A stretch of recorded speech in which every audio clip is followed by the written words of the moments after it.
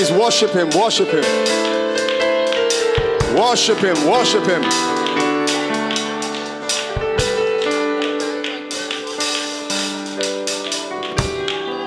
Worship him. From the depth of my heart, I want to praise you. From the depth of my heart, I want to worship you. From the depth of my heart, I want to magnify you. From the depth of my heart, I want to glorify you. From the depth of my heart, I want to praise you. My heart sings to you, Lord. My heart sings to you, Lord. My heart blesses you, Lord. My heart glorifies you, Lord. Glorious God, glorious God, glorious God, glorious God.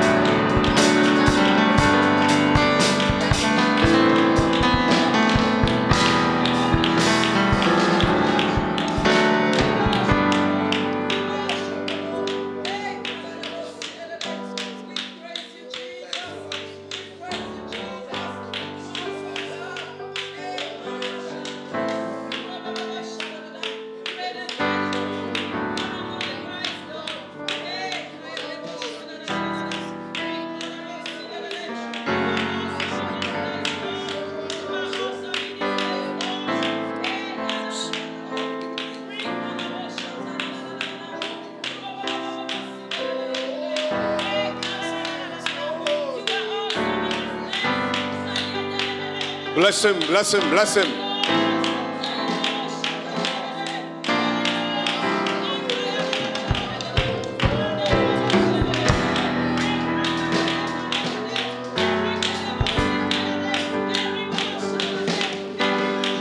All things are working for my good.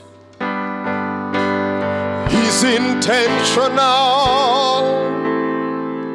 never failing. All things working for my good.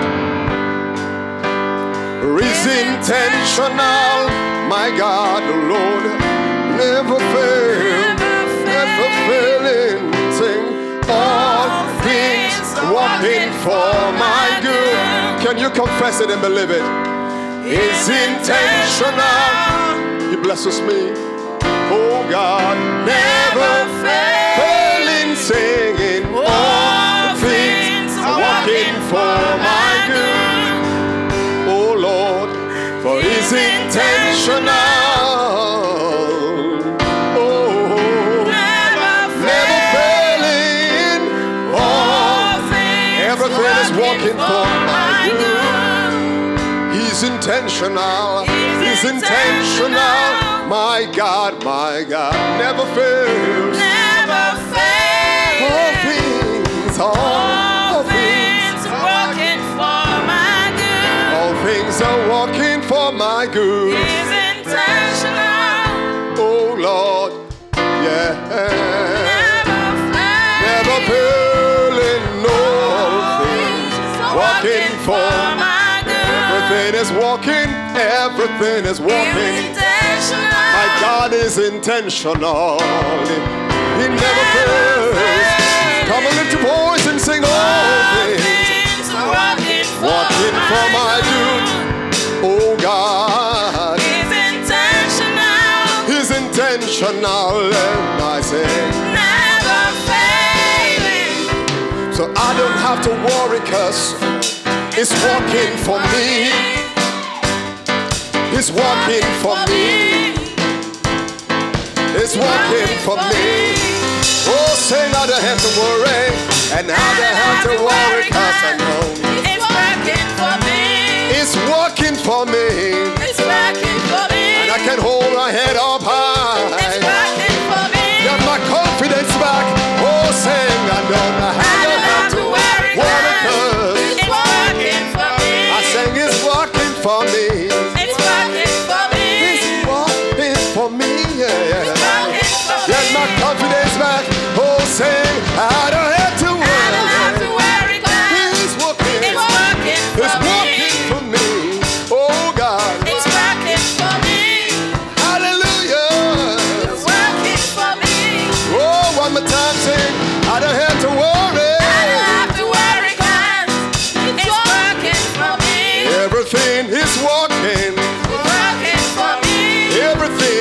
working.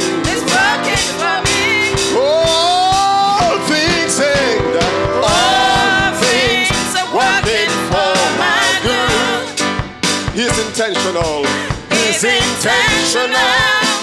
My God, He never fails. Never failing. Hallelujah. All things are working for my good. Things are working for my He's good. intentional. He's intentional, yeah, Lord. Never Never fails. I failing. still gain all All things. things are are working for my good. They're all working for my good. He's He's intentional. He's intentional, my God.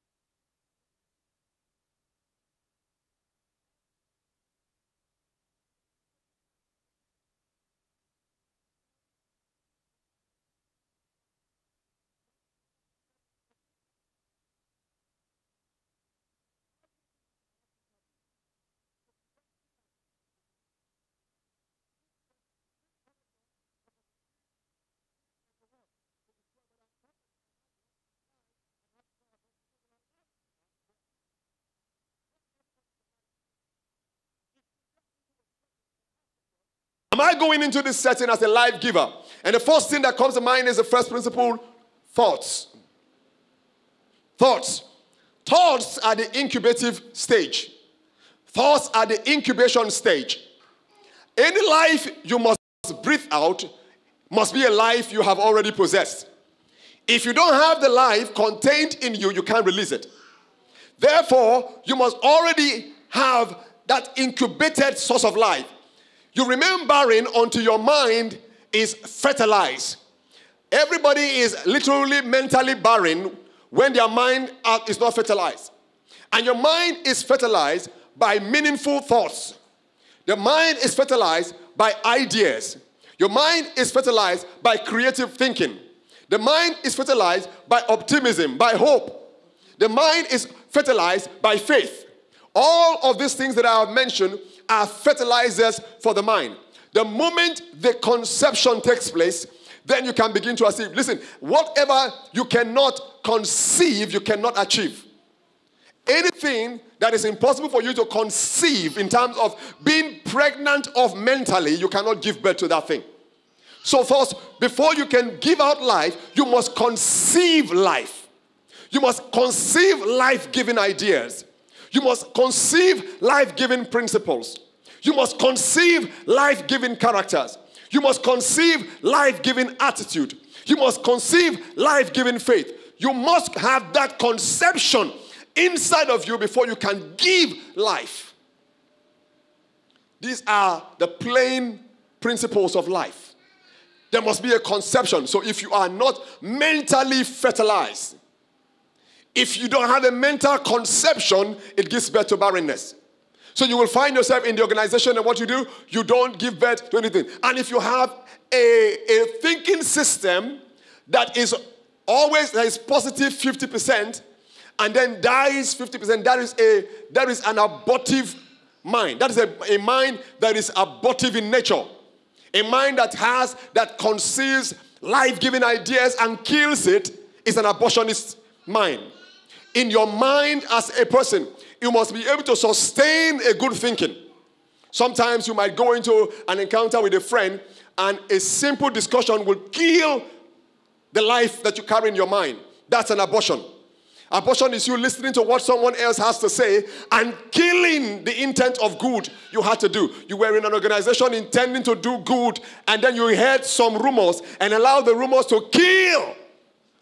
That's an abortion. You've committed a mental abortion, an intellectual abortion, an intelligence abortion. You have committed abortion in your ideologies inside of you. Life defines and demands that you must keep your thoughts alive, because it is the way you think that will influence how you eventually will breathe life into what you belong to. What is your thinking and your thought system as concerning your family? What is your thought system as concerning your relationship? What is your thought system as concerning your friends? What is your thought system as concerning your business? Your business, that's your business, your little business. What kind of thinking do you possess as concerning your business? You must bring yourself to the place. Consciously bring yourself to the place that you remain mentally pregnant to give birth to a living result. Remain mentally pregnant enough to give birth to what? To a living result. So become a manager of your thoughts. Because if you don't conceive it, you cannot achieve it. You cannot give birth to what you don't have inside of you. Because everything will first have to live in your mind through your thoughts and through your imagination. If all that occupies your mind is sex, sex is what you will produce. But if what occupies your mind is sense, sense is what you will produce. If you allow your mind to be preoccupied by deception, you cannot produce honesty. Every thought that goes through you, if you allow your mind to be preoccupied by hate, you cannot manufacture, you cannot put out love, you cannot manifest love. Every character and attitude manifested by anybody is anchored upon the structure of his thought conception. What did you get pregnant with? What did somebody say that got you fertilized with hate? Because that's what will, and listen to me, once you possess something terrible, it affects more than one organization. You might develop anger and withdraw from working in a specific organization, only to realize that that withdrawal has begun to affect your attitude towards other organizations. It's usually very gradual. The withdrawal, the pullback, the dissatisfaction.